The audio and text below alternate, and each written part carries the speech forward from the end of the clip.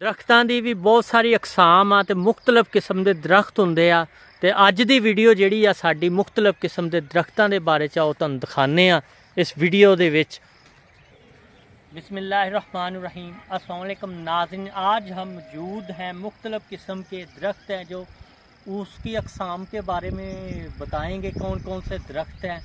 तो आज हम जिसके करीब खड़े हैं अभी ये बकैन का दरख्त है जिस पर मोलियाँ लगती हैं, जिसे डकानू भी कहते हैं। डकानू खेलने के लिए कई लोग इस्तेमाल करते हैं। अब इसकी एक और सर्च आई है कि इस पर से आप इससे तेल भी निकाल सकते हैं, उसका भी कारोबार करते हैं। जो छाँव के लिए बेहतरीन होती है, छतरी नुमा होती है, वैसे भी होती है।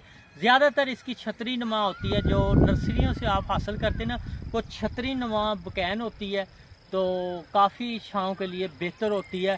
तो ये कड़वी होती है, ज़्यादातर किसी काम नहीं आती, सिर्फ छाँव के अलावा और किसी काम नहीं आती। जहाँ इसके डकानू आजकल काम आ रहे हैं तो वो आ रहे हैं आयल वगैरह निकालने के। ये टाहली भी आपने सुना होगा, टाली भी कहते हैं, जो उर्दू में लिखा जाता है टाहली लिखा जाता है। तो इस पर ये लगी होती हैं पत्तियाँ सी, इससे अक्सर लोग खेलते हैं। तो ये फर्नीचर के लिए बहुत कारआमद है। फर्नीचर के लिए इतनी कारआमद है कि इसका फर्नीचर बेस्ट माना जाता है टाली का। तो टाली की काफ़ी मांग है, इसकी लकड़ी की, तो बेहद फर्नीचर के लिए भी मुफीद है और छाँव के लिए भी मुफीद है। तो इसकी मसवाक भी बहुत सारे लोग करते हैं। तो ये टाली का दरख्त भी आज हम आपको दिखा रहे हैं। ये पिपल का दरख्त है, इसके पत्ते चौड़े चौड़े होते हैं, जो छाँव के लिए बहुत मुफीद होता है। तो कई जगह ये दीवारों में भी खुद ब खुद उग जाता है, आपने देखा होगा दीवारों पर भी। तो छाँव के लिए ये बेहद मुफीद होता है। तो आज हमने आपको पिपल के दरख्त भी दिखाया, उसके पत्ते भी दिखाए।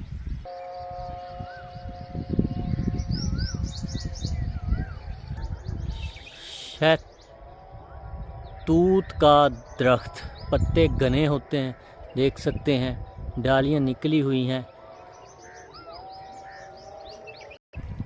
शहतूत की कई अक़साम हैं, किसी पर लंबे शतूत लगते हैं। लंबे शतूतों की दो अक़साम हैं, एक ब्लैक कलर के होते हैं, दूसरे वाइट कलर के होते हैं।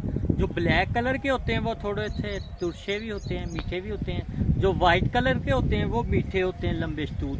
तो छोटे के लिए इस तरह दो अक़साम है, एक छोटे रेड कलर के होते हैं, काले हो जाते हैं, तो दूसरे वाइट कलर के होते हैं। जो रेड कलर के होते हैं ये भी थोड़े से तुरश होते हैं, वाइट कलर के मीठे होते हैं। तो शतूत के और बहुत से फ़ायदे, छाँव के लिए मुफीद है। तो इससे टोकरियाँ वगैरह भी बनाई जाती हैं। टोकरियाँ बहुत अच्छी किस्म की बनती हैं, जो काफ़ी ज़रूरत पड़ती है, कई कामों में इस्तेमाल होती हैं। टोकरियाँ बहुत आला अक़साम की इसकी शाल की टोकरियाँ बनती हैं, जो लंबी लंबी शाल होती हैं इसकी। तो ये शतूत के पत्ते हैं, तो आपको इसके अक़साम के बारे में भी बताया है। चलो, ये मौसमी का दरख्त है और मौसमियाँ माशाल्लाह लगी हुई हैं।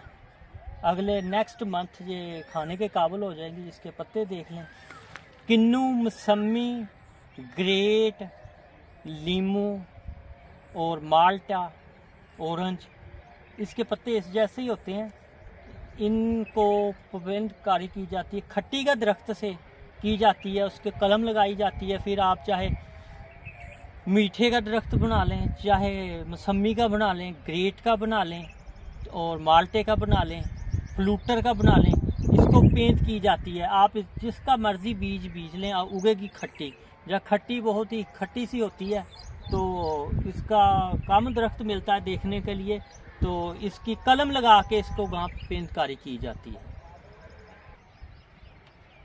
जामन का दरख्त तो आपने देखा होगा, सुने भी होगा।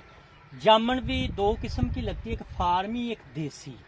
देसी जामन ज़रा बारीक सी होती है, फार्मी जामन मोटी सी होती है ज़रा।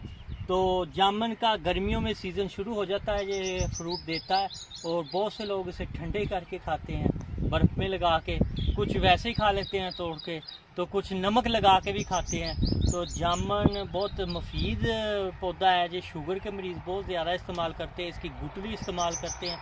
इसकी जो डैने होते हैं जो ऊपर चढ़ते हैं, उसके लिए एहतियात होनी चाहिए, क्योंकि ये कच्चा बहुत होता है। जामुन का दरख्त की डैनी कच्ची होती है, ये किसी भी वक्त वज़न नहीं सह पाती, टूट सकती है। अक्सर इसके लिए कहा जाता है कि इससे ज़रा एहतियात से चढ़ना है। तो ये गर्मियों में स्टार्ट हो जाता है इस पर फ्रूट। तो गर्मियों का मौसम है, तो अब जामुन का सीज़न चल रहा है, तो आपको जामुन के दरख्त दिखाएं तो इसके पत्ते भी आपको दिखाते हैं। ये देखें जामुन के पत्ते, ये लंबे लंबे होते हैं ज़रा।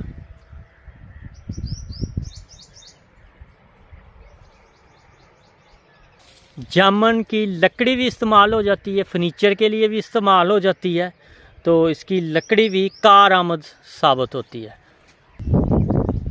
ये है अमरूद का पेड़। अमरूद सालम साल ही चलता रहता है, तो देख सकते हैं सदाबहार ही लगे रहते हैं। तो इसकी जो लकड़ी है वो किसी काम के लिए कारआमद नहीं आती, और ये मेवे के लिए बेहतरीन होता है।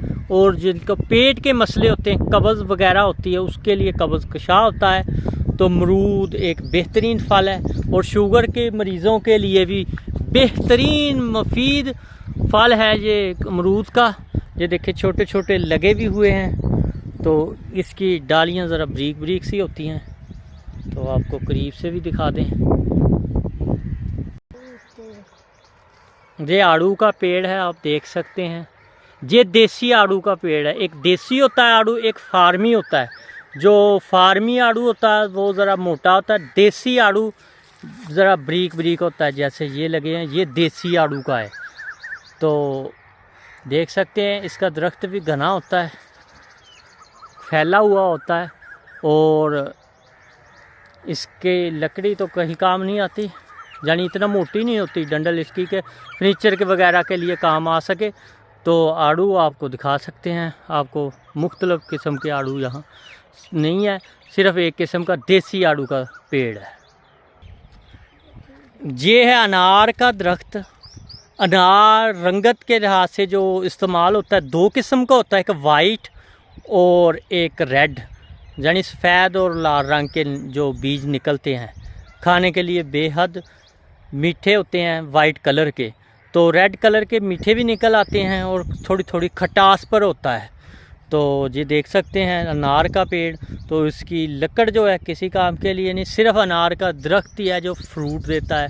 तो ज़ायके के लिहाज से कुछ खट्टा पसंद करते हैं, कुछ मीठा पसंद करते हैं। वाइट अनार, ज़्यादातर जो अनार देखने को मिलता है जो बाज़ारों में, वो रेड कलर का होता है।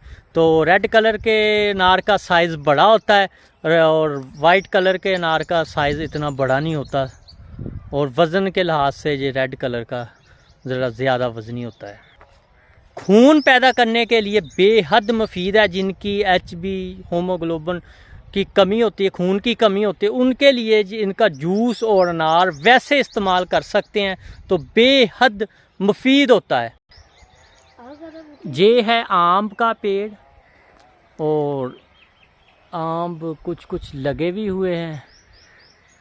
तो आम का दरख्त भी फर्नीचर के काम भी आ जाता है, फ्रूट के काम भी आता है। आम की बहुत सारी अक़साम है, जो इसकी भी पवेंदकारी की जाती है। यानी ये जब बीजा जाता है, इसकी गिटली लगाई जाती है। तो ये गिटली जो होती है ना, वो खटाई वाला आम होता है, चारी आम जिसे हम कहते हैं, इसकी भी पेंदकारी की जाती है। अब जदीद तरीके से इसकी पेंदकारी की जाती है।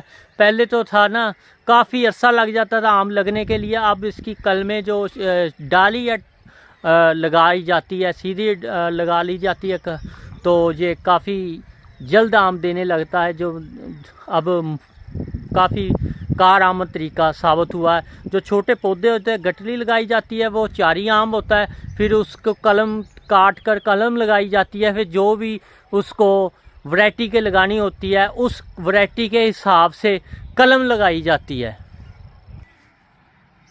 सज्जनों वीडियो मित्रों, हमारे चैनल को ज़रूर आप लाइक भी करें, सब्सक्राइब भी करें और वीडियो को शेयर भी करें।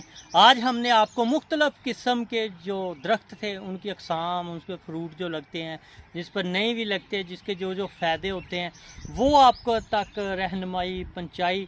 तो आपको इंशाल्लाह उम्मीद है कि वीडियो पसंद आएगी।